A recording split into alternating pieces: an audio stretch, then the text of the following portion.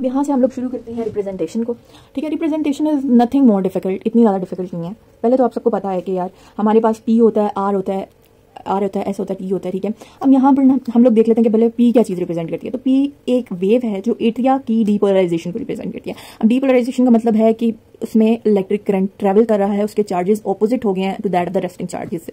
ठीक है, तो पी रिप्रेजेंट दैट थिंग। ठीक है, उसके बाद आ जाता है क्यू आर एस। ठीक है, क्यू आर एस बिकॉज जो हमने चीज़ें लिखी हैं पहले हम उन्हीं को एक्सप्लेन करेंगे, उसके बाद हम लोग देखेंगे कि क्या इंटरवल्स हैं, क्या सेगमेंट्स हैं। ठीक है, फॉर अवर सिंपलिसिटी। ठीक है, Q R S represent is basically कि इलेक्ट्रिकल इंपल्स पूरी की पूरी स्प्रेड कर रही है थ्रू आउट द वेंट्रिकल्स। ठीक है, और वेंट्रिकल जो है ना वो स्टार्ट कंट्रैक्टिंग। ठीक है, ये पूरी की पूरी इंपल्स अगर वेंट्रिकल्स में स्प्रेड कर रही है और वेंट्रिकल स्टार्ट कंट्रैक्टिंग, तो that represent the QRS complex.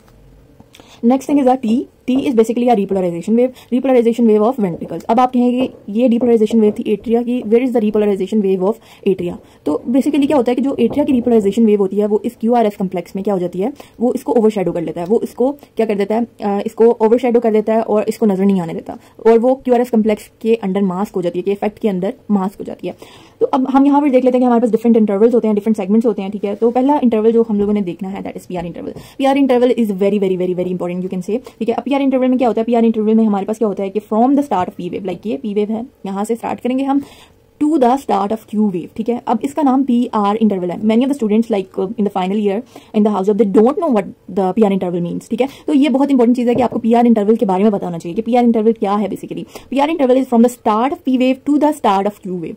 If for example by the chance, ठीक है, ईसीजी में डिफरेंट वेरिएशन होती हैं, there is no Q wave present, then you have to go for the R wave. ठीक है, तो from the P wave to the start of R wave और from the P wave to the start of Q wave. Basically, it represent what? It represent the electrical signal travel from the SA node or from the atria. ठीक है, for example अगर मैं यहाँ से दिखाऊँ आपको, तो अगर वो इलेक्ट्रिकल सिग्नल ट्रेवल करते हैं फ्रॉम SA नोड, ठीक है, यहाँ फिर एट्रिया से वेंट्रिकल तक, ठीक है, यहाँ तक, like I will not say कि SA नोड से AV नोड तक, नो, पीआर इंटरवल ये नहीं होता। PR interval basically if the impulse travel from the SA node to the ventricle और from the atria to the ventricle, this is called as a PR interval. अब PR interval क्यों prolong होता है? Naturally क्या होता है कि अल्लाह ताला ने इसको इसलिए प्रोलॉन्ग या इसलिए इसको डिले कर देते हैं, अल्लाह ताला ने एक ऐसा निजाम रखा है ताकि वेंट्रिकल जो अब जो एट्रिया है उनकी लाइक अब जो SA नोड है that beats around 70 to 80 beats per minute. ठीक है, लेकिन वेंट्रिकल्स में अगर इतनी तेजी से बीट करना शुरू कर दें तो हमारे वेंट्रिकल्स प्रॉपर्ली फिल नहीं होंगे। तो बेसिकली अल्लाह ताला ने एक ऐसा निजाम रखा है जिसमें ये पीआर इंटरवल आ जाता है। PR interval is basically delaying of the,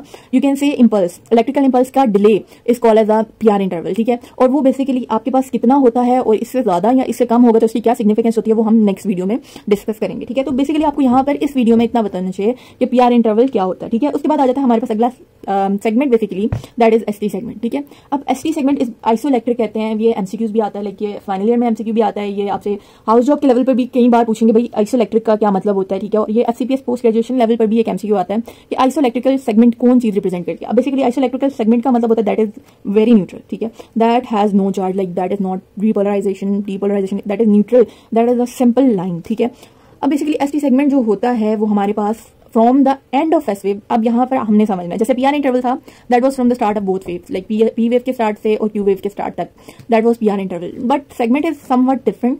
it is from the start from the end of the S wave to the start of the T wave, like एक के एंड से दूसरे के स्टार्ट तक, तो दैट इज ST सेगमेंट। अब ST segment is आइसोइलेक्ट्रिकल segment और इसकी क्लिनिकल कोरिलेशन ये होती है कि हम लोगों ने इसमें लाइक देखना होता है कि ये ST सेगमेंट डिप्रेशन है, ST सेगमेंट एलिवेशन है, इसकी बेस पे हम लोग MI को लाइक क्लासीफाई करते हैं कि स्टेमी है ये नॉन स्टेमी है। तो बेसिकली इसको देखने के लिए ना we have to like trace from the backward, like पीछे से हमें ट्रेस करनी पड़ती है लाइन, और वो ट्रेस करते करते अगर वो लाइन अपनी बेस लाइन से ऊपर हो या अपनी बेस लाइन से नीचे हो तो that is elevation and depression. ठीक है, और उसके बाद हमारे पास आ जाता है टी वेव। टी वेव के बाद, टी वेव का मैंने बता दिया कि भाई आपके पास ये वेंट्रिकल रिपोलराइजेशन को रिप्रेजेंट करती है। उसके बाद हमारे पास आ जाता है QT interval. QT interval basically from the beginning of QRS complex to the end of the T wave, ये बेसिकली एक पूरा का पूरा यू कैन से एक वेंट्रिकल का साइकिल रिप्रेजेंट करी होती है जिसमें वेंट्रिकल डीपोलराइज भी हो रहे होते हैं और वेंट्रिकल्स रिपोलराइज भी हो रहे होते हैं। ठीक है, और इसकी भी एक बहुत इंपॉर्टेंट सिग्निफिकेंस है जो मैं नेक्स्ट सीरीज में बताऊंगी, लेकिन अभी मैं सिर्फ इतना बता दूं कि लाइक वेंट्रिकल्स का पूरा एक साइकिल जिसमें वेंट्रिकुलर डीपोलराइजेशन भी शो होगी, वेंट्रिकुलर रिपोलराइजेशन भी शो होगी। इसलिए जो क्यूटी इंटरवल है that will be prolonged in like hypoglycaemia condition, like hypoglycaemia, hypocalcaemia, hypokalaemia and hypothermia.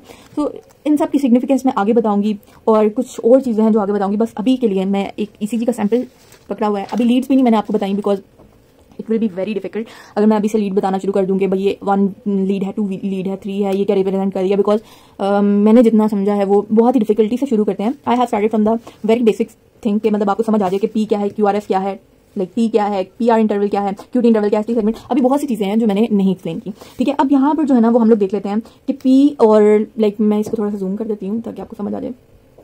ठीक है, अब इसमें आपने लाइक देखना है कि बस आपने अभी इतना सा देखना है कि आपको पता चल जाए कि if in our ECG we have the P and QRS complex, where is a P, where is a QRS complex and where is a T wave. ठीक है, इसमें जो है ना वो आपको लोकेट करना ही सबसे ज़्यादा आना चाहिए। ठीक है, तो in this ECG you have to know कि आपने ना लीड 2 में देखना होता है। ठीक है, लीड 2 में अब यहाँ से देखना शुरू करेंगे तो basically this is P, this is QRS, ठीक है, एंड दिस इज टी।